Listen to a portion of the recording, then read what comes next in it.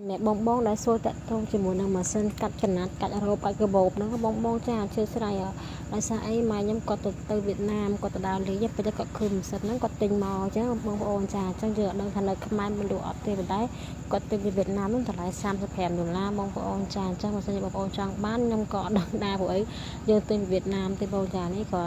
ប្រាប់តែបងដែលគាត់ឆាតមកឬក៏មិនសួរតាក់ទងជាមួយនឹងកថែកាត់តែថាកាត់ទៅគឺលឿនហ្នឹងចឹងងាយស្រួលចឹងបងចាកថែហ្នឹងគឺកាត់លឿនមែនទេងាយស្រួលបងញ៉ៃប្រើម៉ូទ័រខ្សែភ្លើងចឹងទៅយើងកាត់យើងអត់សូវប្រឹងកម្លាំងដៃយើងអត់សូវកត់ប្រឹងដូចយើងកាត់ថែធម្មតាពីមុនម៉ែកាត់ថែធម្មតាប្រឹងខ្លាំងបងប្រឹងឲ្យចិត្តខ្សែដៃហើយកាត់យឺតមែនតើតាមវាគាត់ទៅវៀតណាមទិញមកកាត់ថែម៉ាស៊ីនហ្នឹងមកគាត់ងាយស្រួលគាត់កាត់បបគាត់អត់សូវប្រឹងទេដោយសារយើងប្រើភ្លើងទៅយើងអត់ប្រើកម្លាំងដៃខ្លាំងហើយកាត់បានលឿនហើយកាត់បានច្រើនទៀតហើយម៉ាស៊ីនហ្នឹងមួយចំណេញខ្លាំងកាត់បានទាំងកាបូបកាត់បានទាំងសពុតកងក្មេងទាំងឈុតទាំងអីហ្នឹងចាគាត់ប្រើតែម៉ាស៊ីនហ្នឹងមួយទាំងបងស្អែកគ្នាគាត់ក៏ហ្មងសពុតកបងកាបូបច្រើនអញ្ចឹងម៉ាស៊ីនជាគាត់ទៅកាត់កថែគេកាត់អត់ទាន់ទេអញ្ចឹង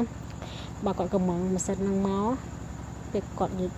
កំងម៉ាស៊ីនហ្នឹងបានគាត់កាត់ងាយស្រួលមែនតើបងចាគាត់កាត់កណាត់កាបូបធំក្រាក់ដាក់ទៅគឺដាច់មកអត់មានត្រូវការប្រើកម្លាំងដៃត្រូវអីទេចាពីមុនគាត់កាត់កថែបងមួយថ្ងៃកាត់បានបន្តិចទេហើយគាត់ឈឺដៃគាត់ចុកដៃទេភាសាយើងប្រើកថែយើងប្រើកម្លាំងដៃសកត់តែអានេះអត់ទេយើងប្រើម៉ាស៊ីនមានម៉ូទ័រភ្លើងអញ្ចឹងណា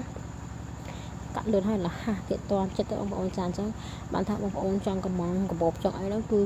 ចាប់ដើមកាត់រៀងតន់ជាងមុនដោយសារយើងបានម៉ាស៊ីនកាត់ថ្មីបងប្អូនចាំទៅរឿងលឿនទៅអត់ឈើស្អាយបងស្រីបងដែលសួរតាក់ទងជាមួយនឹងម៉ាស៊ីនកាត់កាបូបកាត់ស្ពុតនេះខ្ញុំឆ្លើយម្ដងទៅបងណាគឺទិញពីវៀតណាមមកទេអញ្ចឹងអត់ដឹងថានៅស្រុកខ្មែរមានលក់អត់ទេបងប្អូនចា